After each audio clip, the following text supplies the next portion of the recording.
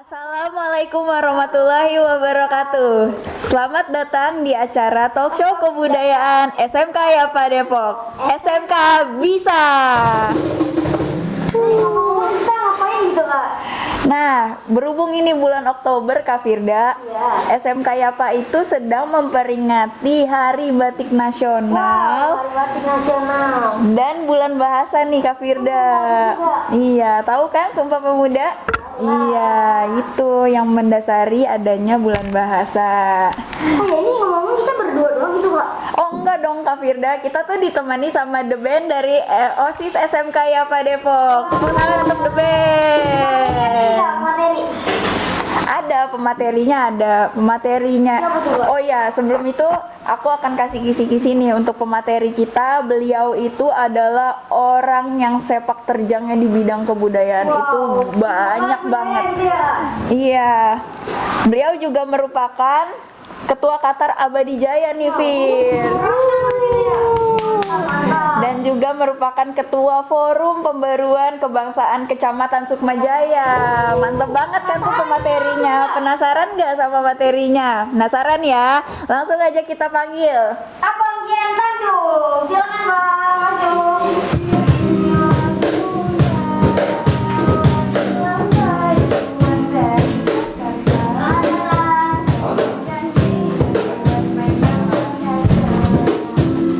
Jadi mana nih? Ya. Ya, terima kasih.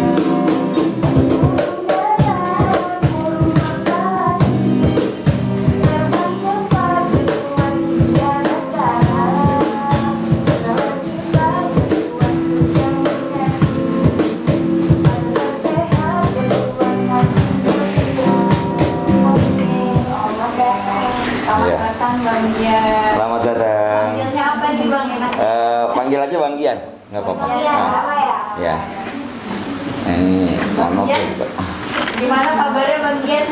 Alhamdulillah baik. Dari rumah pagi-pagi udah hujan. Iya, paginya seru banget, udah hujan aja. Siap. Bang Gian lagi sibuk apa nih Bang kalau boleh tahu? Alhamdulillah kita masih dalam sosialisasi COVID-19 dalam kegiatan Karang Taruna. Lanjut tetap dalam koridor Forum Pembauran Kebangsaan sedang mendata situs-situs yang ada di wilayah Kecamatan Sukmajaya khususnya. Ya seperti itulah kegiatannya. Ya teman-teman langsung aja kita denger ya materi dari bagian tentang kebudayaan di Kota Depok. Penasaran jadinya ya kak itu ya. Penasaran banget nih Iya. Bang, kepo. Pertama-tama terima kasih. Saya kenalin diri saya dulu. Nama saya Gian Tanjung. Alhamdulillah dipercaya jadi Ketua Karang Taruna Kelurahan Abadi Jaya. Memiliki prestasi juara Karang Taruna pertama tahun 2019. Jadi juara kelima se-Jawa Barat atau tingkat provinsi tentang kebudayaan. Lanjut Karang Taruna kita menjadi Karang Taruna Kreatif Nasional di tahun yang sama, hat-trick. Lanjut kita juga bergerak di bidang wawasan kebangsaan. Saya dipercaya juga menjadi ketua Forum Pembauran, bukan pembaruan ya, Pembauran Kebangsaan, karena kita ini sudah berbaur, bukan hanya satu suku. Jadi kita sudah berbaur, suku-suku yang ada di Depok ini sudah heterogen banget gitu, bukan homogen gitu. Nah, sekarang kita secara nyata Sekolah Yapa bersama OSISnya, saya terima kasih diundang ke sini. Ya, ini sama kakak sama abang-abang calon generasi penerus nih. Bahwasannya kita di sini sharing bagaimana budaya yang ada di Kota Depok khususnya dalam mempola kehidupan dan cara bermasyarakatnya seperti apa. Ya kebetulan kita emang berada di dalamnya. Pertama kita kenali dulu budaya gitu. Budaya adalah sebuah kegiatan yang dilakukan secara turun-menurun. Itu adalah budaya. Jadi bukan hanya budidaya, tapi budaya pada seutuhnya adalah kebiasaan manusia, artinya ada orangnya. Itu dulu yang kita harus tahu. Contoh hal kecil adalah kita belajar ngomong. Yang ngajarin siapa? Orang tua, terutama ibu. Ini hal yang sangat sederhana banget tentang budaya adalah ketika bapak kita orang Betawi, emak kita orang Jawa seandainya nih, gitu kan? Itu diajari nih pas kita lahir, pasti kita diajarin logat-logat Jawanya pasti nempel. Begitu juga, seandainya bapak kita orang Jawa, emak kita orang Betawi, pasti lemesnya kayak bocah Depok. Jadi kayak gitu. Jadi itu adalah faktor budaya. Terus kebiasaan-kebiasaan yang sudah menjadi kebiasaan yang baik ya, khususnya yang baik. Jadi budaya itu pada dasarnya ada di dalam sisi manusia. Itu dulu. Lanjut mengenai budaya di Depok. Di Depok itu dikenal dengan banyak cerita tentang Belanda Depok. Iya kan? Cuma dalam tanda kutip, kalau emang Belanda Depok, emang nggak ada warga lokalnya gitu. Gitu. Jadi butuh pensederhanaan pemikiran kita tentang kebudayaan. Ketika ada Belanda Depok, berarti ada orang Depoknya gitu. Contoh sederhana, kita melihat makam, perbandingan dari tentang Belanda Depok. Kenapa tadi saya cerita kita sedang membahas situs dan ritus. Nah, untuk di wilayah Sukmajaya, di sini ada makam yang Mbah Tiran di kampung kita. Nah, Mbah Tiran ini memiliki murid-murid yang top-top, termasuk Mualim Amin, Mualim yang ada di sini, Mualim Nuh, Mualim Toha, Mualim Ilyas. Jadi begitu banyak mualim-mualim di kita yang emang pada dasarnya membawa PR kebaikan. Kalau untuk situsnya gitu, untuk ritus itu adalah sebuah kebiasaan. Jadi kita kenali dulu situs itu apa, ritus itu apa. Nah, situs itu adalah peninggalan. Situs misalnya kayak Borobudur. Nah, itu situs. Kalau ritus itu kebiasaan. Faktor kebiasaan yang dilakukan oleh orang-orang tua kita terdahulu. Contoh ngaji, terus ada lagi kalau kita di sini ada tahlil. Nah, kita ada maulid. Itu adalah proses kebiasaan budaya yang diajarkan oleh keluarga besar yang ada di sini. Nah, wajib kita terusin kalau emang baik. Nah, masuknya energi-energi kebudayaan asing ke wilayah didominasi itu kira-kira tahun 95. Jadi kalau kita bahas sejarah, kita juga harus tahu proses pergerakan perubahan pemikiran. Dari era 95 itu TV sudah mulai, televisi. Walaupun dari dulu ada, cuman banyak di masyarakat itu eranya tahun 95. Nah, kebetulan abang masih kecil pada saat itu, jadi masih resep nonton Gaban yang begitu dah, itu abang ngerasain dah. Jadi ya. Jadi mengenai tentang budaya di Depok, begitu juga sama tentang seni budaya. Seni budaya ini ada seni tradisinya, ada adat istiadatnya. Lanjut di kesenian itu menjadi sebuah ciri sebuah lingkungan. Sebuah wilayah tanpa ciri itu akan kita bingung nanti generasinya. Makanya di Depok kita harus punya kebanggaan dengan tari topeng. Ya kan? Kalau dibilang ondel-ondel zaman sekarang, pada berdasarkan hasil saya kongko-kongko sama tokoh-tokoh kebudayaan, di Depok itu tidak ada ondel-ondel. Adanya barongan. Barongan itu hampir mirip seperti ondel-ondel gitu. Cuma nama di wilayah kita barong karena pada saat eranya artis ibu kota legenda Betawi Bapak Benyamin almarhum, jadi berubahlah barongan menjadi ondel-ondel. Jadi menjadi faktor kebiasaan kan. Orang nyebutnya lebih simpel, ondel-ondel. Padahal barongan pada sejatinya di barongan mukanya merah yang laki, kumisnya tebal gitu, cuman ada taringnya. Bajunya sama tuh kayak ondel-ondel. Nah, yang perempuan kulitnya putih, matanya sipit, ini ada renda-renda dikit. Itu biasanya Cina. Jadi barongan itu adalah sebuah kultur di mana kita menggambarkan yang lakinya keturunan Arab, emaknya keturunan Cina, gitu.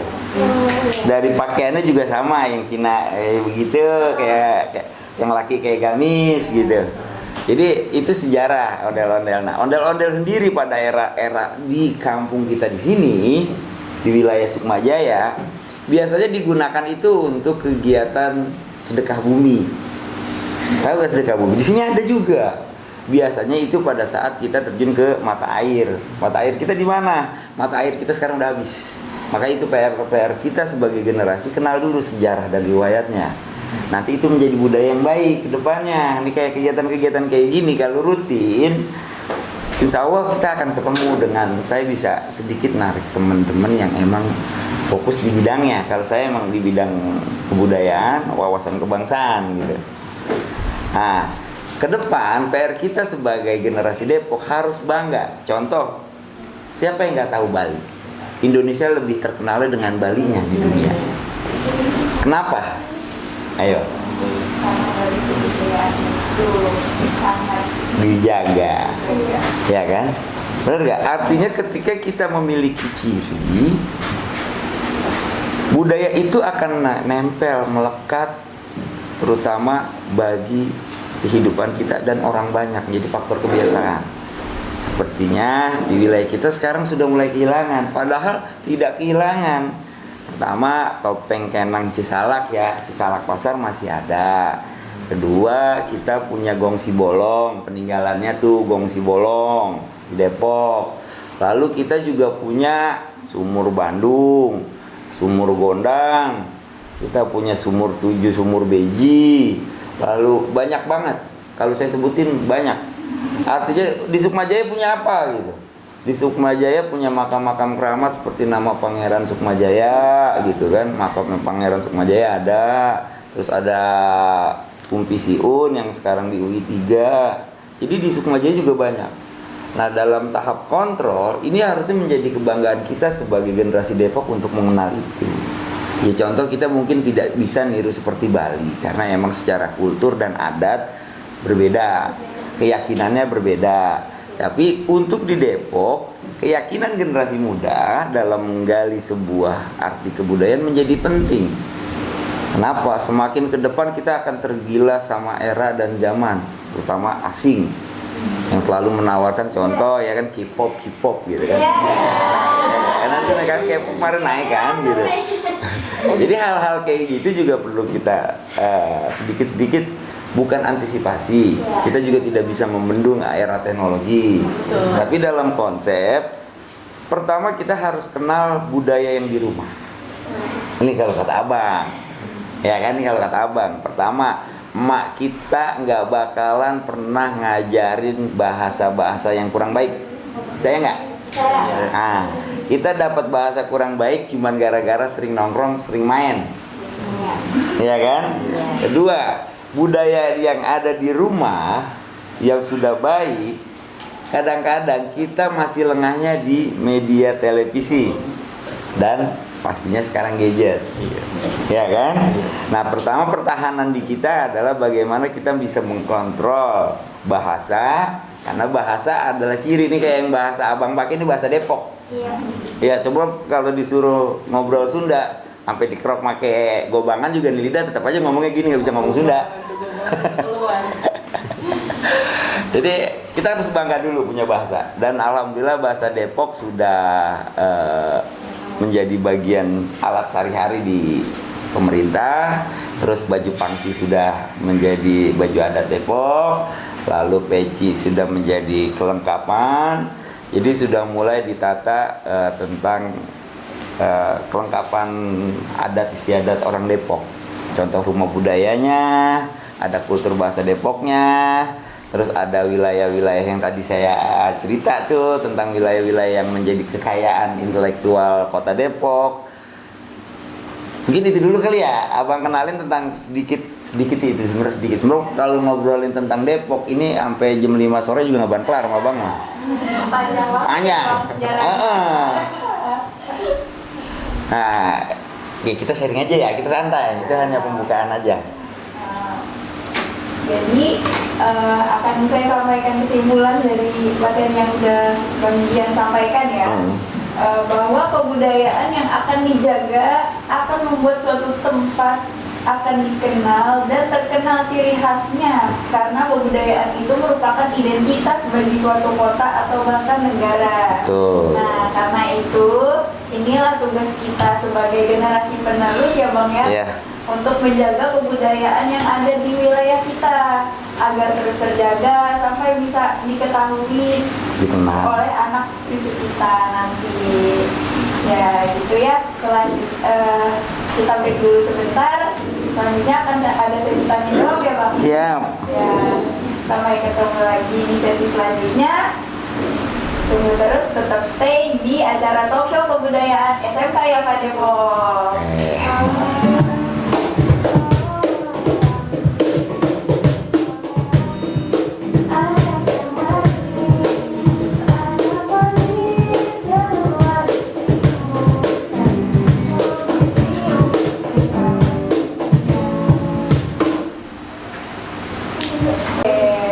Kita masuk ke sesi selanjutnya yaitu sesi tanya jawab. Ya, langsung masuk ke pertanyaan pertama ya Bang ya. Iya. Menurut Abang nih, kenapa anak sekarang lebih menyukai budaya asing nih Bang? Jadi itu bukan pendapat ya, kalau menurut Abang. Ini adalah fakta yang harus kita pelajari. Jadi anak zaman sekarang menyukai budaya asing adalah tidak lepas dari era teknologi. Yang kedua, sudah berkurangnya atau tokoh-tokoh yang pada dasarnya tahu tentang sejarah budaya gitu.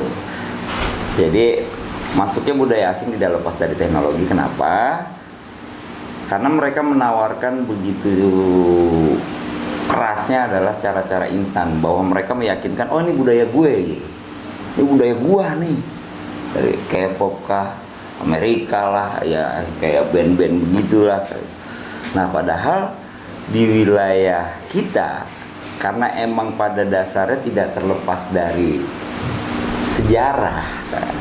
Sejarah di Indonesia ini kan 3,5 abad dijajah Belanda, gitu kan. Udah gitu negara kita kaya. Nah, bagaimana orang asing dapat menghancurkan bangsa kita? Kalau dijajah secara perang sudah tidak mungkin di era sekarang. Cara mereka adalah menjajah dengan cara yaitu melalui media teknologi, media kebudayaan mereka yang dijual ke kita, karena orang-orang kita sudah dipelajari karakteristik oleh intelijen asing bahwa SDM orang Indonesia ini gampang dinina boboin sama gampang diadu domba gitu.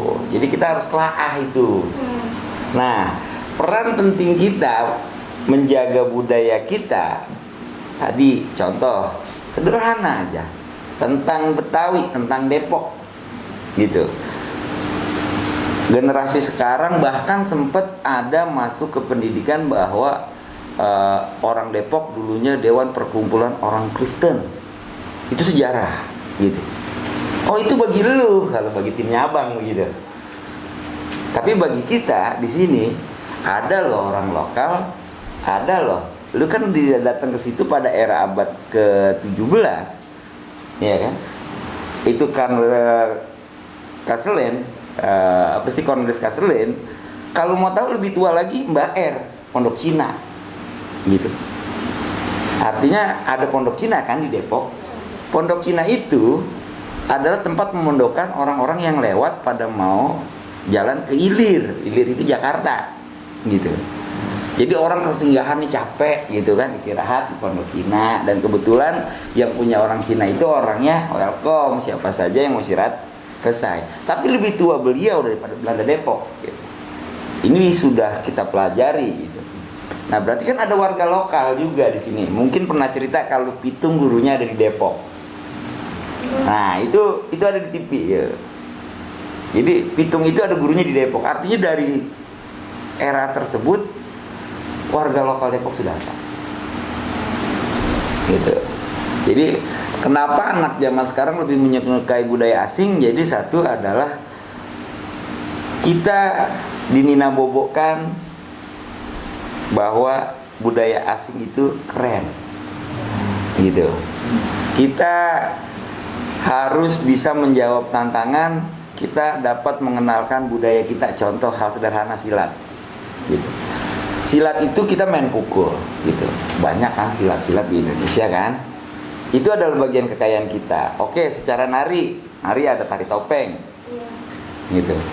Jadi kita harus benar-benar PR bahwa anak zaman sekarang harus bisa kenal seandainya ada tari topeng seutuhnya.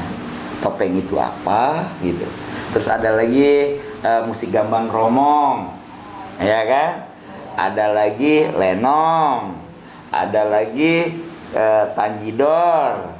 Ya kan? Jadi begitu banyak kekayaan-kekayaan kita ini, justru yang sekarang nih saat ini budaya kita juga di sana di luar daerah, di luar negeri yang mainkan orang asing. Ini kan miris, tapi kita nggak ada yang mau belajar main teyan gimana, main apa sih namanya kemong gimana, gambangnya gimana, kromongnya gimana, kecreknya gimana. Nah, karena tidak ada pemberdayaan secara utuh. Ini peran besar pemerintah untuk mengenalkan apa sih alat kesenian, terus seni tarinya, seni budaya ada memang. Cuman mohon maaf lumayan harganya mahal gitu kalau kita manggil gurunya aja mahal gitu. Untuk berbagi ilmu itu mahal di kita gitu. Karena emang udah terbawa era dan kebutuhan ekonomi mungkin. Nah, ini adalah PR kita bersama-sama mendorong agar seni budaya itu kembali kita kenal. Karena kenapa? Untuk mencegah budaya asing, dasarnya kita harus kenal sama budaya daerah. Dan kedua, kita harus bangga. Nih yang kayak kegiatan kayak gini harus terus dirutinin. Kita juga berupaya untuk nanti ke depan kalau emang ini masih pada belajar, abang bisa datengin misalnya teman-teman abang yang emang dia secara naluri sayang gitu, kayak abang nih orang yang udah bisa dikatakan penggerak budaya, penggerak kepemudaan. Untuk kayak yang kayak gini harus sama-sama nih, abang juga minta bantuan bahwa kita yakin bahasa kita adalah bahasa Indonesia. Ya dong, ada 1.500-an lebih bahasa di Indonesia, kita terikat oleh bahasa Indonesia. Dan bahasa Depok salah satunya gitu. Kan ada 527 suku di Indonesia. Maka terbentuklah Nusantara Indonesia, dan khususnya di wilayah kita di sini adalah Melayu Betawi Depok. Ada Melayu Betawi Jakarta, ada Melayu Betawi Bekasi, Tangsel gitu. Perbatasan Betawi itu sampai perbatasan Kerawang. Nah, untuk di Betawi itu sebelah sana Tangselnya sampai di daerah Pamulang, Jombang sana dikit. Itu. Jadi kalau itu adalah ranah tanah Betawi. Kalau Parungnya hampir perbatasan Rumpin. Itu Betawi gitu. Jadi ada bahasa kalau kita dengar Benz Radio 5 tanah Betawi gitu. Ya itulah. Jadi kita sama-sama mengenal nih bagaimana Betawi itu bahasanya sampai dimanapun nggak jauh beda kalau kita sampai ke sana. Dan kultur bahasa kita juga kaya. Contoh nih bahasa di Depok yang unik. Cuman Depok punya gope, dia dari jigo, gope, seceng, goceng, cebat, itu bahasa dari Cina, ya kan? Terus ada ane, ente, itu dari bukan Arab, itu justru dari India. Kalau di India itu kan kita emang ada gitu kan, pedagang Gujarat di daerah Jakarta yang masuk makanya ane, ente, biasa meregehese gitu dah, ya kan? Kalau Arab juga ada ana, antum, anti, akhi gitu. Ada di kita. Ya kan? Ada Belandanya juga. Nah, ini Husen bahasa Belanda. Pulpen bahasa Belanda. Pelur bahasa Belanda. Gitu. Nah, bahasa-bahasa itu mengikat di bahasa Depok. Semuanya ada. Dari orang terdahulunya kita sudah menggunakan itu. Gitu. Jadi di kita nih bahasa Depok ini karena kita menjadi sentral, ke arah depan Jakarta, ke kanan ada Bekasi, ke kiri ada Tangsel, ke belakang ada Bogor, kita di tengah, makanya kumpul di tengah nih. Makanya kita harus bangga jadi bocah Depok. Dengan kekayaan bahasanya, dengan sistem toleransi kemasyarakatan yang dibangun secara turun-temurun. Dan tidak kalah penting adalah orang Depok adalah tempat persinggahan alim, ulama, aulia pada era-era zaman kewalian. Sangat kaya kita. Gitu. Kalau ada bahasa Kiai Haji Hasyim Asy'ari itu bulwatun minal iman. Siapa yang mencintai tanah air itu merupakan bagian dari iman kita gitu. Nah, itu di kita kuat di Depok. Jadi bagaimana cara menangkalnya adalah bahwa kita harus belajar mengenal kebudayaan kita melalui seni tradisi, karena kan itu bisa ada barangnya. Kalau situs-situs orang udah nggak ada, cuma cerita, itu bisa kabur. Kalau kita udah nggak tahu ceritanya dapetnya dari siapa, bener nggak? Kayak kita aja nih, punya bapak, punya engkong, punya kumpi, punya buyut, punya cangga, punya udak-udak, punya wareng. Kita paling mentok 4, ya kan? Ke atasnya lagi kita nggak tahu, hanya cerita. Tapi kalau peninggalan, mohon maaf nih, kayak alat teyan dari Cina. Nah, yang punya Indonesia yang mana? Yaitu keromong sama gambangnya. Gambang keromong itu punya Indonesia. Itu berbentukan dari kayu, yang dari Kuningan juga itu yang jadi kemong, sama getrek. Itu punya kita. Dikolaborasi sama alat kesenian dari Cina. Jadilah gambang keromong itu enak di kuping gitu. Itu harus kita tahu dulu dikit-dikit gitu. Nah, sekarang bagaimana kita tahu, orang kita juga nggak punya alatnya. Sebenarnya di Depok itu akulturasinya padat banget. Padat banget. Ya itulah makanya kita harus bangga sebagai bocah Depok. Kita kenal riwayat bahwa almarhum para pendiri Depok, pemikir-pemikir Depok sudah sangat toleransi dengan budaya manapun, dan tidak ada istilah budaya gue keren, budaya lu kalah keren, budaya gue nggak ada. Jadi kita sangat terima dengan perbedaan-perbedaan yang ada. Artinya kita benar-benar toleransi dan menjaga kerukunan. Nah, di situ dimulai dari pendekatan secara budaya. Contoh ada dangdut. Kita lagi asik joget, nggak bakalan nanya, suku lu apaan, agama lu apaan, nggak bakalan. Nggak bakalan. Ada hiburan. Nah, bagaimana cara pendekatan kita terhadap kebudayaan adalah melalui sentuhan seni. Jadi tidak ada yang bertanya tentang lu dari suku mana, lu dari agama apa, itu orang Depok. Akhirnya kalau ada hiburan di Uber, ketemu di situ ngobrol. Jadi itulah perputaran budaya. Nah, untuk menangkalnya kita kenali dulu budaya kita. Ini tuh. Ya. Ada lagi? Jadi untuk menjaga suatu kebudayaan kita juga ada satu hal yang perlu kita pelajari banget nih teman-teman. Jadi sebelum kita belajar tentang kebudayaan, kita juga harus mengetahui sejarahnya ya Bang. Untuk pertanyaan selanjutnya dia mau nanya. Oh iya Bang, saya ingin menanya, bagaimana sih cara kita meningkatkan nilai kebudayaan pada anak zaman sekarang? Sedangkan pada anak zaman sekarang sulit untuk meningkatkan nilai-nilai kebudayaan pada zaman sekarang. Jadi, nah kali ini baru saran abang. Kalau tadi abang ngajaknya untuk ayo kita telah satu-satu kenapa budaya asing bisa diterima gitu ya. Nah, kalau ini saran abang. Pertama, kebanggaan dengan batik. Itu sudah menjadi nasional. Iya. Gitu kan? Yang kedua, menjadi faktor kebiasaan itu dimulai dari mana gitu. Dari rumah. Gitu. Bagaimana kita meningkatkan nilai kebudayaan gitu. Pertama yaitu kita dengan menggunakan batik. Yang kedua kita juga mau belajar seni, adat, budaya. Terus cara kita merangkul. Kalau dulu tontonan jadi tuntunan. Contoh hal sederhana, baju pangsi. Awal-awal abang pakai baju pangsi dan ngetopnya baju pangsi itu tahun 2008. Nah, pada saat abang pakai baju pangsi itu belum banyak orang, banyaklah fitnah-fitnah itu muncul. Misalnya, wah aliran sesat, karena bajunya hitam, di dalamnya putih, pakai pinggang. Oh jawara, jagoan. Oh lu mau jadi jagoan, gitu. Sempet kayak gitu. Padahal hal sederhananya adalah abang pada saat itu pakai baju engkong gitu. Abang nggak mikir orang akan berpikir tentang wah membawa arus apa lagi gitu, budaya apa lagi gitu, aliran apa lagi. Dan ternyata dengan kita pakai baju engkong nih, alhamdulillah sekarang abang bisa ngomong kayak begini.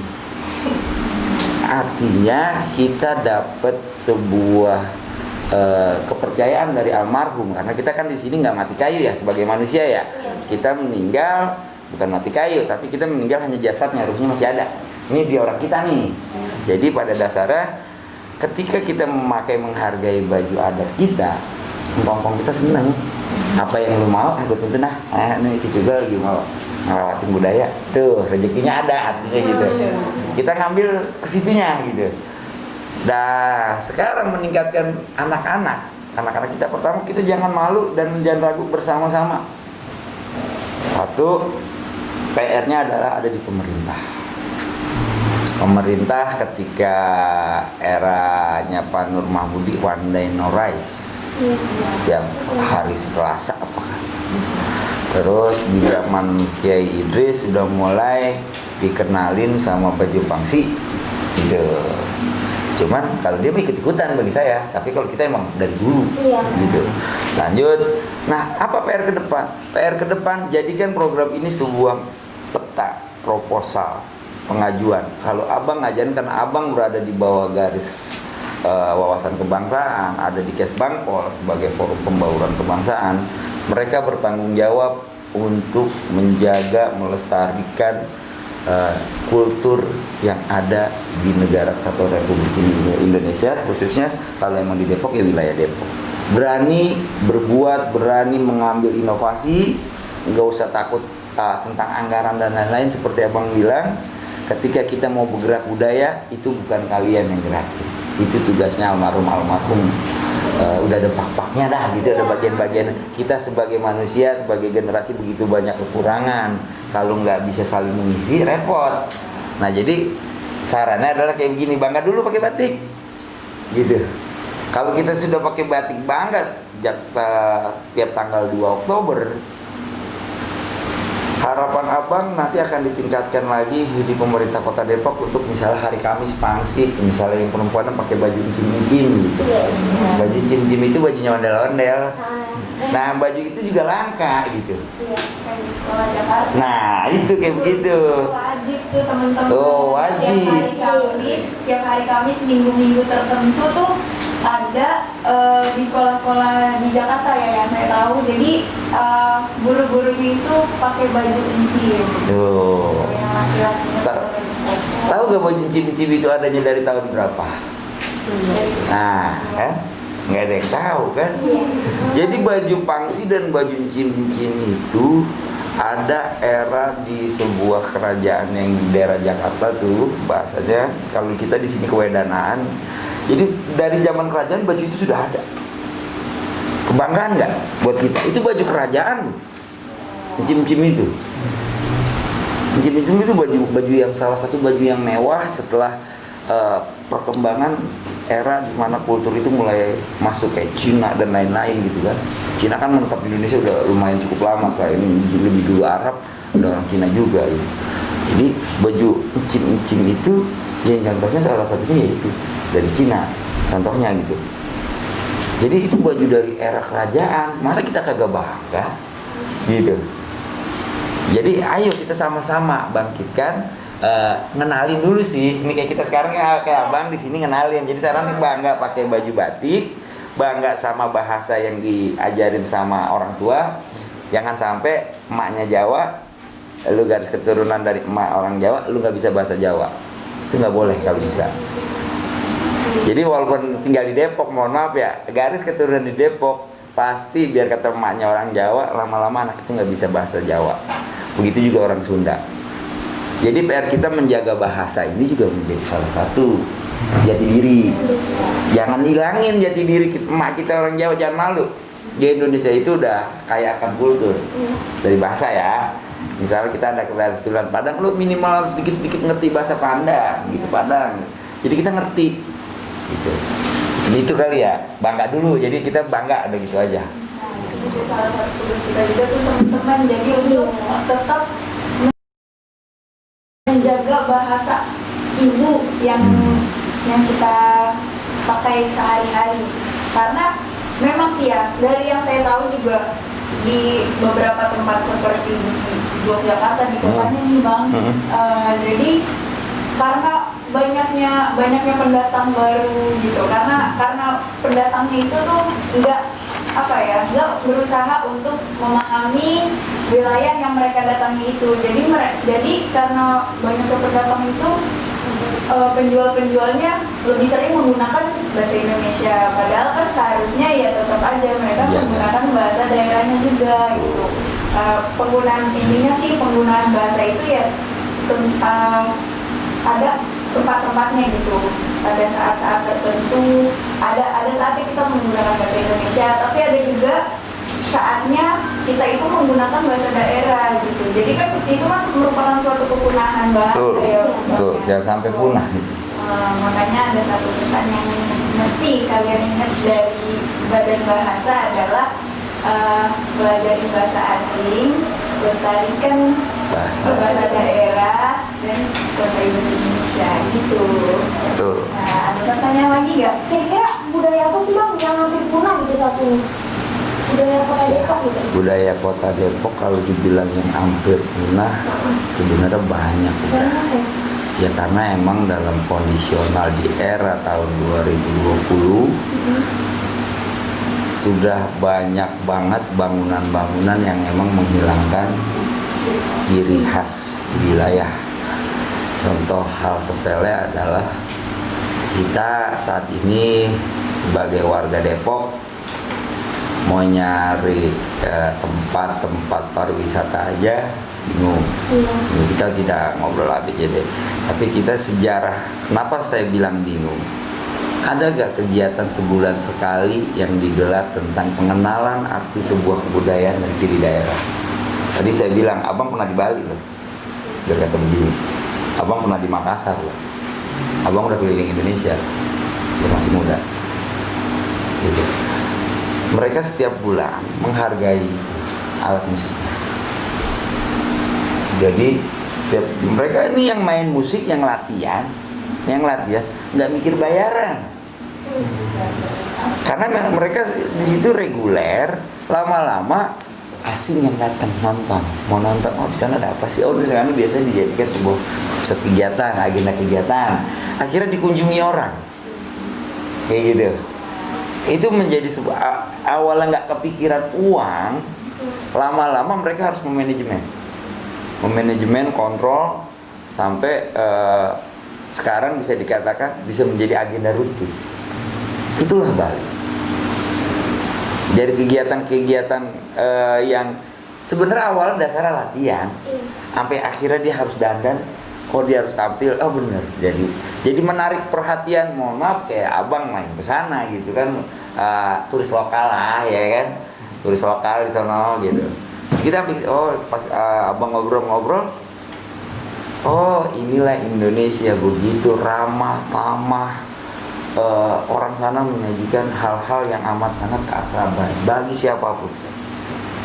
Jadi Depok belum ada. Kalau di Depok ya sih kurang paham. Jadi kita boleh berkaca sama yang baik. Jadi dari awal iseng-iseng jadi rupiah gitu kan. Kita nggak tahu itulah rezeki gitu bahasanya. Nah bagaimana kita ke depan, saya tetap berprinsip agenda seperti ini harus ketemu solusinya. Jadi ketika kita memulai sebuah perbuatan, proses ini harus dilaksanakan lagi. Kalau bisa di SMP apa menjadi pilar mendorong satu pakaian adat. Ya mau hari apa kayak nanti kompromi. Kenapa? Abang juga mantan OSIS tahun 98. Mantap itu pengalaman. Ya, jadi abang ngobrol begini bukan tanpa sebab, semua berproses. Iya. Jadi ngobrol lagi katanya Bang Gete banyak pengalaman, bukan banyak pengalaman, tapi begitu banyak pil pahit kegagalan yang kita saring sampai hari ini abang bisa ngobrol seperti ini sama teman-teman. Jadi ya ketika abang aja udah sekarang kayak begini, kalian juga pasti kan yakin nanti ke depan juga bisa seperti ini. Jadi hidup ini berproses bukan karena kita gagal. Abang kalau nanya gagal mulu. Jadi cuma bukan itu yang kita cari. Kita kan manusia, ya kan? Ada 6.600 sel otak tuh ya otak kita. Tapi file-filenya itu tergantung kita mau arahnya kemana gitu. Jadi dengan kegiatan ini ke depan dimulai dari kalian pakai baju adat mau hari apa kayak minta izin. Kalau OSIS yang minta, ya kan, insya Allah akan dibantu sama pimpinan yayasan atau kepala sekolah. Kenapa? OSIS adalah bagian yang bisa mensejajarkan suara-suara teman-teman yang ada murid-murid di sekolah YAPA kepada orang tuanya. Jadi itulah tugas OSIS. Pramuka, PMR dan lain-lain kegiatan-kegiatan itu dipegang sama OSIS. Cuma saya jujur saya masih sedih. OSIS di Kota Depok ini udah kepotong kalah sama Pramuka, kalah sama PMR, kalah sama Paskibra. Padahal OSIS yang menaungi 3 elemen ini, bahkan 4. Mau olahragaan, kesenian 5, keagamaan itu OSIS. Semuanya OSIS yang pegang kan? Nah, cuman OSIS sendiri belum punya tempat. Ini PR kalian juga mendorong ke sana. Gitu. Terus ada lagi? Saya mau nanya dong Bang, kan bahasa daerah ini kan udah terganti sama bahasa-bahasa zaman sekarang nih. Menurut Abang gimana? Ya, itu fakta. Itu fakta. Apa lagi? Ditambah lagi fenomena. Ini kalau tentang bahasa kan ini tentang bahasa, entah bener entah kagak. Kita ini garis keturunan Nabi Adam. Bahasanya sudah ada komunikasi dari zaman dulu, ilmu bahasa.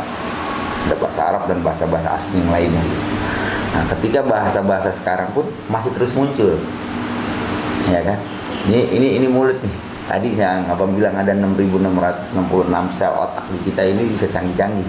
Kan kayak fenomena yang kemarin tuh apalah kalau usah disebut lah bahasa-bahasa begitulah, bahasa-bahasa gaul anak sekarang gitu kan. Nah, itu adalah fenomena. Nah, yang menjadi PR kita bahasa-bahasa yang sudah terganti adalah pentingnya komunikasi dan sosialisasi tentang bahasa adat. Ya kalau Abang di sini ntar ngobrol pakai bahasa Depok, ntar pakai bahasa Indonesia yang baik, ya itu bukan itu kan faktor kebiasaan. Nah, pentingnya kita menjaga bahasa daerah ada di pemerintah lagi, Abang bilang.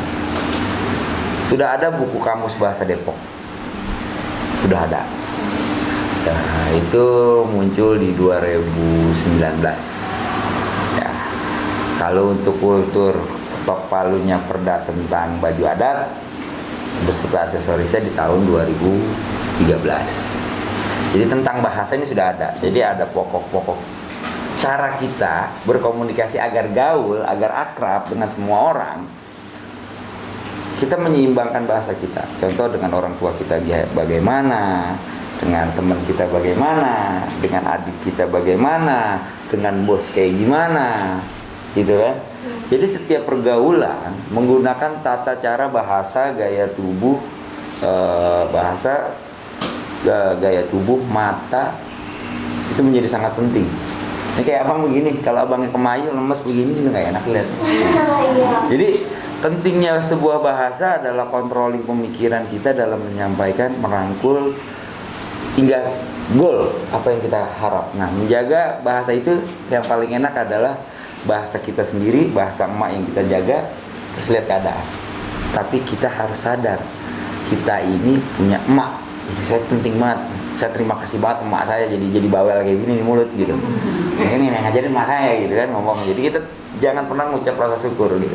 Jadi jagalah bahasa orang tua kalian dengan gaya kalian, dengan kondisi fisik kalian, mata. Mohon maaf kalau bagi orang psikologi badan aja udah kelihatan. Orang pengalaman apa enggak. Matanya mau kemana tuh kelihatan.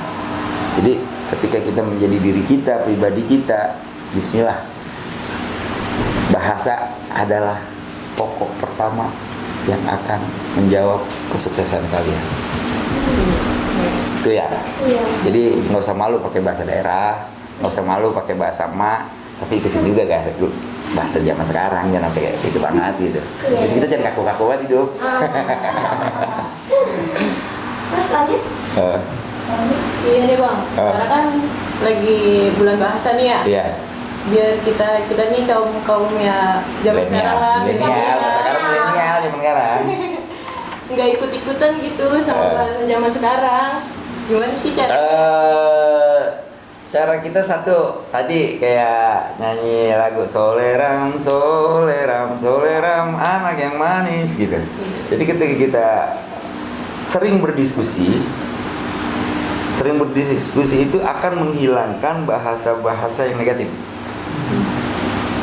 Iya. Ya, sering berdiskusi. Kita sering ngobrol sama emak, bercanda ada, tapi nggak berani pakai bahasa-bahasa yang kurang baik. Beda sama teman di rumah berempat berlima, nah, kayak begitu. Nah, karakter cara bahasa ini adalah sistem penempatan kita menjaga agar bahasa itu sesuai ya saya bilang terhadap keadaan. Nah, bagaimana cara kita menjaga bulan bahasa? Pertama sekali aja ambil tema. Kalian cari nih buku bahasa Depok. Iya. Ya kan? Kamus Depok tadi itu yang abang bilang. Banyak bahasa-bahasa yang kalian udah nggak ngerti. Iya benar. Gitu. Jadi kalau abang ngobrol pakai bahasa Depok saat ini pun jauh tepat. Kapan waktu kita hanya fokus bahas bahasa Depok. Itu seru loh bahasa Depok itu. Kadang ada bahasanya kasar, ada bahasa halus. Jadi sama lah kayak Sunda Jawa juga sama, ada bahasa Sunda yang halus, ada bahasa Sunda yang kasar gitu. Sama kan? Jadi penggunaan tematik kayak gini juga menjadi penting. Jadi kalau kita ngobrol pakai bahasa Depok jangan baper. Dan bahasa Depok itu unik. Misalnya ngobrol kebanyakan bahasa basi sih. Ya kan? Kalau orang Depok nih kalau ngomong, "Neng mau kemana, Neng?" Gitu kan? Jalan dewekan baik gitu. Godain ya. Romannya itu apaan ditenteng gitu. Ya itu kayak bahasa gitu. Padahal cuma pengen negor. Mau kemana lu? Gitu. Berarti orang kayak ngegodain gitu. Makanya bahasa Depok itu unik. Ada penyambung bahasa. Artikulasinya juga ada. Nggak main asal potong, nggak bahas. Makanya tantangan buat kalian ngobrol bahasa Depok caranya gimana, ntar abang bawain pakarnya. Pakar bahasa yang nyusun bahasa Depok itu guru abang. Kan gini, setiap manusia punya sejarah. Contoh, kalian lulus dari sekolah ya Pak, sampai kalian punya cucu, ketika ditanya, "Nek, dulu sekolah di mana?" "Oh, gua alumni apa?" Itu melekat. Kayak gak itu? Melekat seumur hidup. Begitupun bahasa. Jadi sampai kita sukses dimanapun akan melekat nama sekolah. Beda sama tempat kerja. Nah, jadi bagaimana kita nih kalau milenial buat untuk terhindar dari bahasa-bahasa yang kurang baik menurut kita? Caranya adalah buat sebuah forum diskusi yang emang temanya itu jangan yang berat-berat. Ingat, milenial paling bete kalau seandainya terlalu serius. Sorry ya kan? Sorry ya kan? Kalau ngomongin hal yang berat tuh. Nah, itu dia. Makanya kalau ngobrol sama teman-teman kita lihat dulu kapasitas. Dan tambah lagi gini. Hal sederhana dalam cara kita berbahasa adalah berani memulai. Arti berani mulai, berani bertanya. Kalian masih muda dan anak muda, pemuda, kaum milenial bagi abang adalah tidak pernah salah. Kalian tidak pernah salah karena kalian ingin tahu, pengen ngorek-ngorek, bahasanya gitu kayak wartawan. Itulah anak muda. Cuman kalau udah kayak abang, pikiran abang cuma satu, bagaimana ini semua bisa tersampaikan kepada generasi muda. Apa abang bisa ngomong kayak begini? Dan abang bukan jadi pembicara di satu tempat kayak gini doang, sering sama. Ya pokoknya sama kayak guru dah begitu. Cuman kita ngobrol versi di budaya, khusus secara kontrolnya di situ gitu. Makanya ketika nanti kalian jadi seperti abang, ingat abang pernah OSIS juga. Gitu. Jadi mentalitas, cara pandang, pola pikir itu sedikit berbeda sama teman-teman yang tahunya sekolah, belajar, pulang, sekolah, belajar, pulang. Sangat berbeda mental. Makanya bersyukur dengan OSIS. Nah, peranan-peranan itu, mohon maaf, OSIS itu harus kreatif, harus pintar nyari duit. Kenapa setiap kalian bikin kegiatan, modal dari mana ya? Itu adalah sebuah tata cara pemikiran OSIS. Makanya tadi abang sempat kasih clue. Ketika kalian sudah berhasil mendokumentasikan, kalian aplikasikan lewat sebuah kertas proposal, kalian mainkan ke orang-orang yang sayang pendidikan, kalian akan terbantu. Mungkin bisa bikin TV apa Iya. gitu. Jadi berani mengeluarkan ekspresi kalian. Ini hanya kita sharing ya, karena abang juga pernah muda, ya kan, pernah jadi kaum milenial juga gitu, beda era. Ya, mungkin itu aja kali ya. Ya, iya tadi kita sudah dengan sesi tanya jawab dan sudah terjawab semua ya teman-teman ya. Iya, sudah. Disolusikan buat kita semua untuk kedepannya bagaimana nih agar kebudayaan kita juga berkembang dan tetap merawat sejarah yang Iya. paling penting ya Iya, Pak ya. betul, jati diri. Nah, itu. Ya, sebelum kita akhiri acara kali ini, kita nanti di akhir acara akan nyanyi bareng ya Bang ya? Iya, siap. Nyanyi bareng. Ya, sampai jumpa lagi di acara kita selanjutnya. Saya Nadia Nurjati dan Firda Nurani undur diri. Wassalamualaikum warahmatullahi wabarakatuh.